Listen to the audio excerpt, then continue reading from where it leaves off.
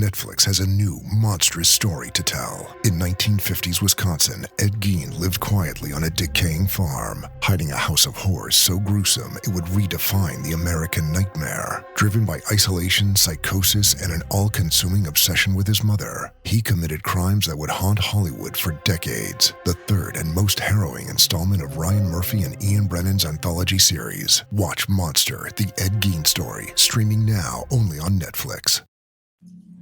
Welcome to episode 66 of the High Volume Hiring Podcast. I'm Stephen Rothberg. I am the founder of College Recruiter job search site, joined today, as almost always, by my co-host, Jeanette Leeds. Jeanette, good to see you again. Great to see everyone as well. I'm Jeanette Leeds. I've been in the HR tech space for over 20 years, HR entrepreneur, AI evangelist, and innovator, and we are so happy to have Adam here, who is the CEO of Paradox.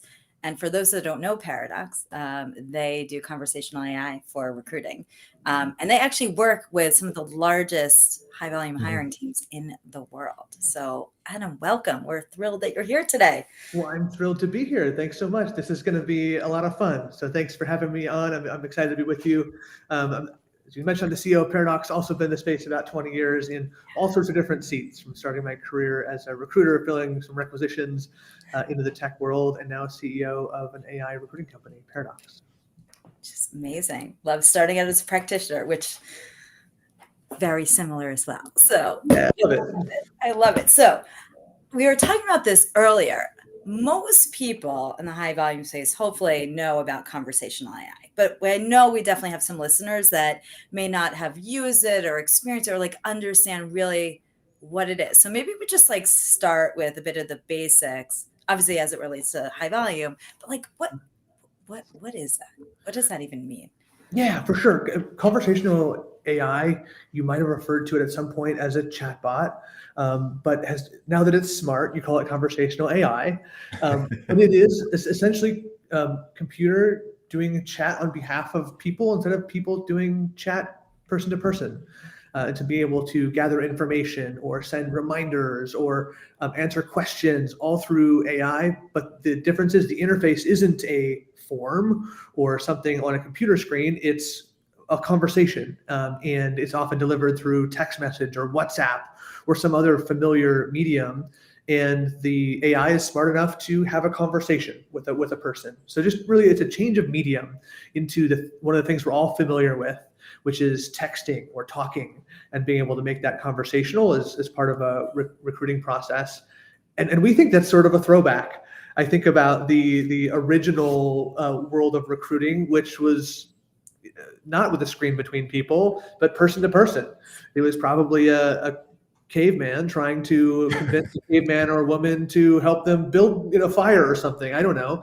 But that was a conversation. And we think conversational AI is sort of a throwback advancement. Oh, interesting. So when I think of the chatbots, and I'm glad you kind of distinguished that, maybe I can make sure that I'm on the right page. When I think of the early chatbots, it was kind of like some of the chatbots that I still use. Like if I have a problem with an order from Amazon, is this the order you're looking for? And you click, if it's not, how many items? Is it one item, two items, three? So it's very much where you have to select predefined answers. If I understand correctly, Adam, what Paradox and some of the other ones that are now using conversational, it's plain English. It's or other languages too, right? Like I can have a conversation. I'm looking for a job as a retail cashier near me. Is that? Yeah, that's right. That's right. And that's actually one of our important early design principles is we really didn't like when some others were in other tools sort of use this flow, sort of bubble flow of things, right? We thought that to be conversational AI, it has to have a text box, and that's it. And you can type whatever you need to type, and it's going to help you.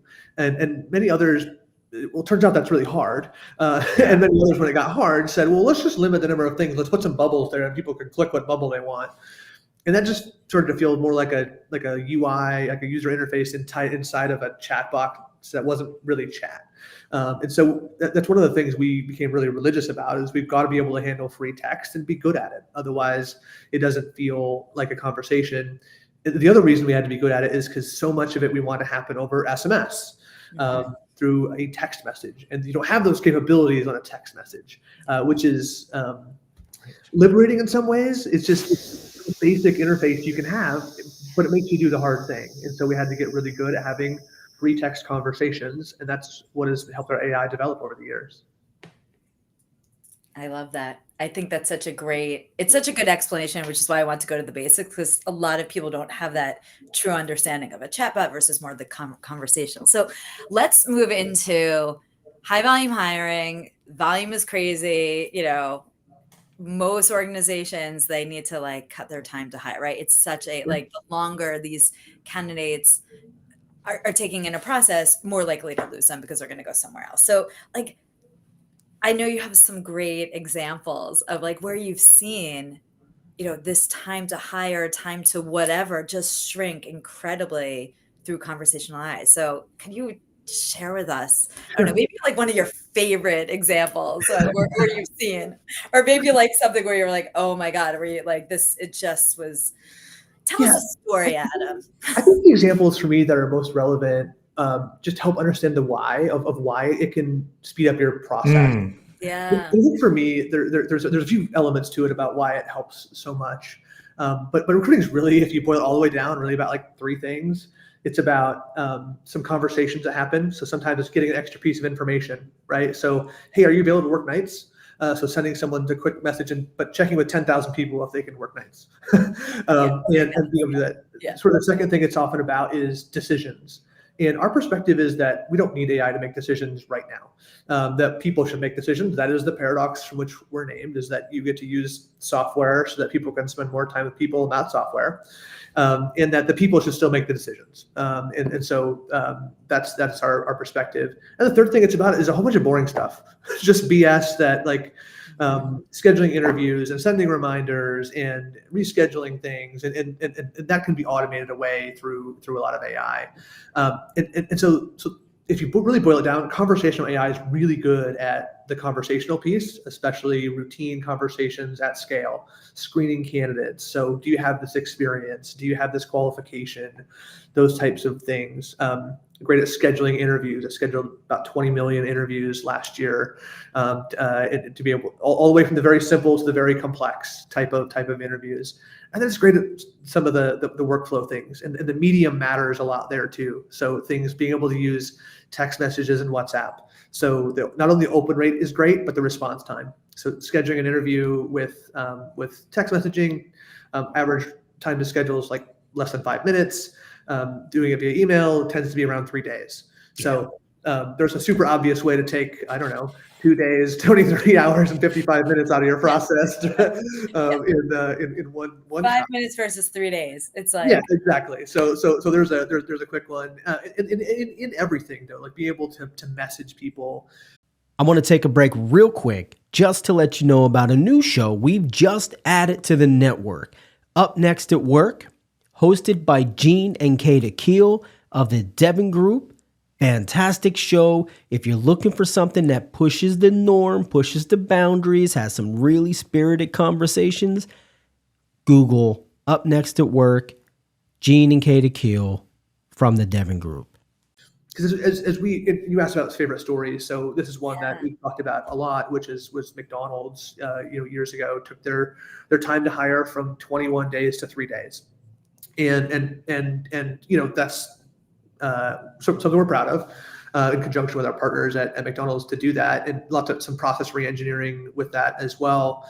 But I just remember asking, like, well, what was happening in those 18 days? Like, what were we doing? Yeah. And the answer is mostly waiting, right? Yeah. And we see that really consistently about like the actual action versus waiting for next action. And it's because people are busy. If you're running a store and you're already understaffed, you've got 4 jobs, people would be like, oh, I only look at the applications on Tuesdays, or things like that. They batch process, and that just adds time. And then there's the scheduling part, which is, being able to play phone tag with someone for days and days, and then probably reschedule it after that.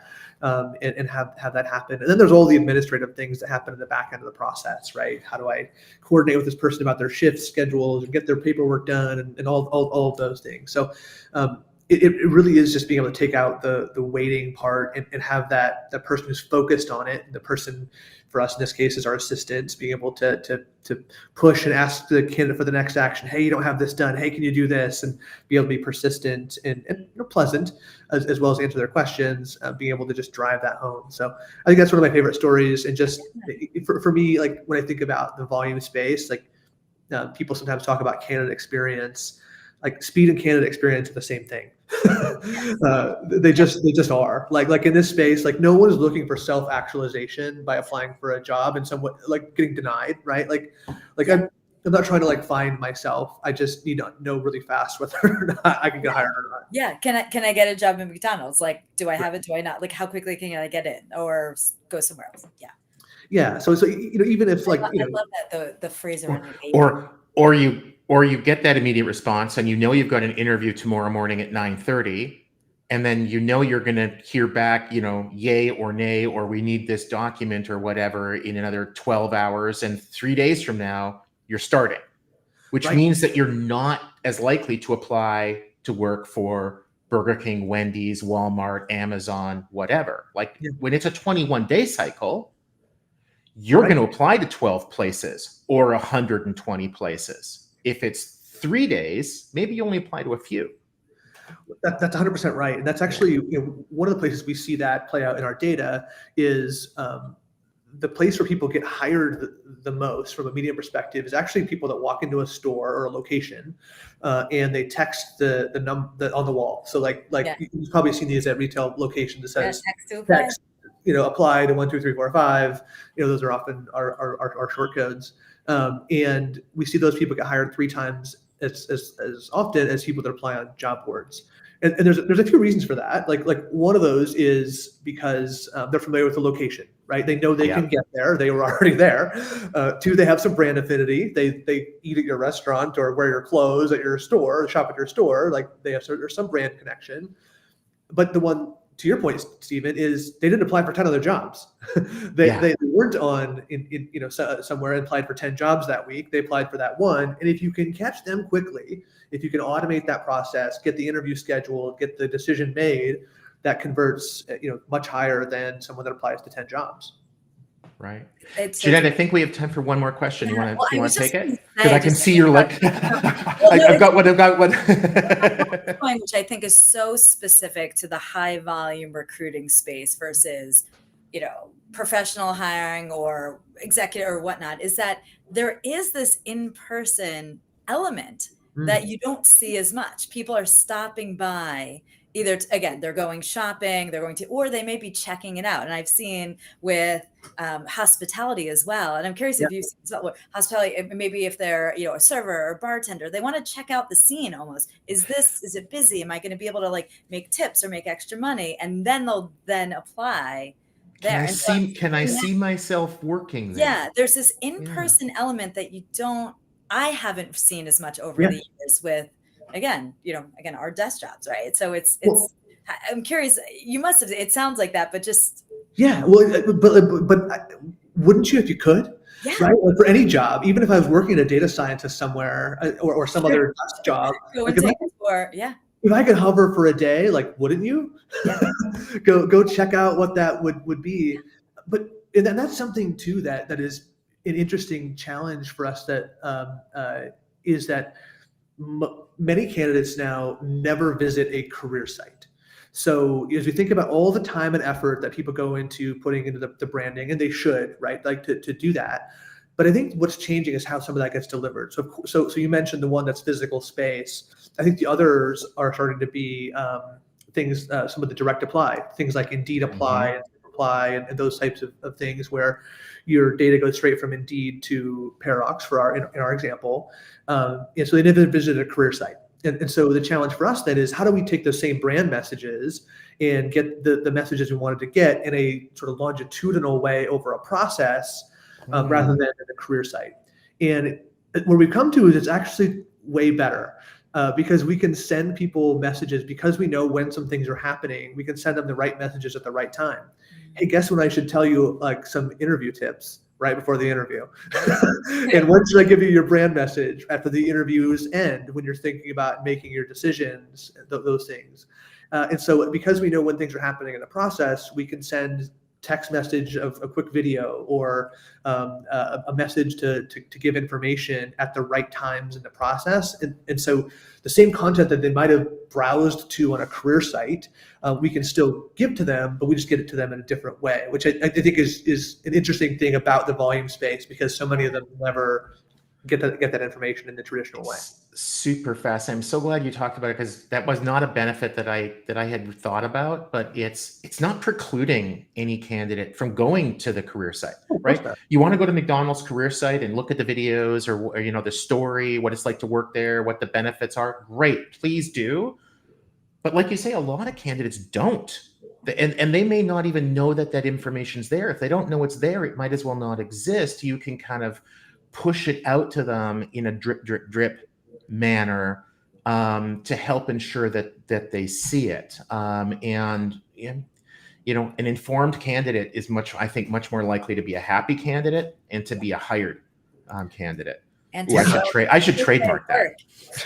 You should. I mean, you want them to show up informed, right? You want them to show up knowing something about the brand, knowing something about what it would be like to work there, so they can impress that hiring manager and get hired. So that serves everyone. Yeah. Awesome. Well, we're out of time. I wish we had another half hour. Jeanette, Adam, thank you so much. Also, to our friends at Itabu for sponsoring it, for sponsoring the podcast, and check them out. Definitely one of the leading organizations for job distribution. I suspect that Paradox, I know College Recruiter does. We have a lot of employers who use the three organizations. We work nicely together. Adam, yeah. Cheers. Enjoy your time in Chicago. And Jeanette, until next time. Until next time. Thank you, Adam. Thanks, everyone. Have a great day.